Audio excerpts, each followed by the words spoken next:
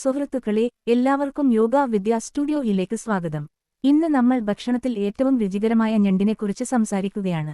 ഞണ്ട് പോഷക ഘടകങ്ങളാൽ സമ്പന്നമെങ്കിലും അതിനോടൊപ്പം ചില അപകടങ്ങളുമുണ്ട്. നിങ്ങൾക്കും ഈ വിഷയം ഉപകാരപ്രദമാകും, അതിനാൽ വീഡിയോ മുഴുവനായും കാണൂ. ഞങ്ങളുടെ ചാനലിലേക്ക് പുതിയതാണെങ്കിൽ സബ്സ്ക്രൈബ് ചെയ്യാനും ബെൽ ഐക്കൺ അമർത്താനും മറക്കരുതേ. Serrata, blue swimming crab, mud crab, red crabs ഇവയാണ് ഇന്ത്യയിൽ ഭക്ഷ്യയോഗ്യമായ ഞണ്ടുകൾ. ഞണ്ടുകൾ പ്രോട്ടീനും ഒമേഗ-3 ഫാറ്റി ആസിഡുകളാൽ സമൃദ്ധമാണ്. ഹൃദയാരോഗ്യത്തിനും മസ്തിഷ്ക പ്രവർത്തനത്തിനും നല്ലതാണ്. മിനറൽസ്, വിറ്റാമിൻസ്, കാൽസ്യം എന്നിവയുടെ കലവറയാണ്. ഈ ഗുണങ്ങൾ ഉള്ളതുപോലെ തന്നെ ഇവക്ക് അപകടകരമായ ദോഷവശങ്ങളുമുണ്ട്. അവ ഏതെല്ലാം എന്ന് നമുക്ക് നോക്കാം. ഞണ്ടിൽ ഉയർന്ന സോഡിയം അടങ്ങിയിട്ടുണ്ട്, ഇത് രക്തസമ്മർദ്ദം ഉയർത്തുന്നു. ഉയർന്ന രക്തസമ്മർദ്ദം ഉള്ളവർക്ക് ക്രാബ്സ് കഴിക്കുന്നത് ഹൃദയ സംബന്ധമായ പ്രശ്നങ്ങൾ ഉണ്ടാക്കാൻ സാധ്യത വളരെയേറെയാണ്.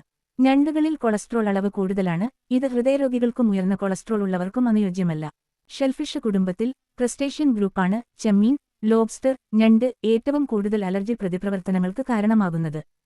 അലർജി ലക്ഷണങ്ങൾ: ഛർദ്ദി, വയറുവേദന, ദഹനക്കേട്, വയറിളക്കം, ശ്വാസം മുട്ടൽ, ചർമ്മത്തിന് ഇളം അല്ലെങ്കിൽ നീല നിറം, സ്വെല്ലിംഗ്, ചൊറിച്ചിൽ എന്നിവയാണ് ഞണ്ടുകൾ കൊണ്ടുണ്ടാവുന്ന അലർജിക്ക് റിയാക്ഷൻസ്. ഷെൽഫിഷ് വിഷം: വൃത്തിഹീനമായ ക്രാബുകൾ കഴിച്ചാൽ ചില രോഗങ്ങളുണ്ടാകാം, ഉദാഹരണത്തിന് പാരലിറ്റിക് ഷെൽഫിഷ് പോയ്സണിംഗ് പോലുള്ള വിഷം. വലിയ രോഗങ്ങളായ പാരലിസിസ് വരെ കാരണമായേക്കാം. മലിനമായ ജലത്തിൽ നിന്നുള്ള ക്രാബുകൾ അപകടകരമായ മെർക്യുറി പോലുള്ള വിഷങ്ങൾ കൂടാൻ സാധ്യതയുണ്ട്.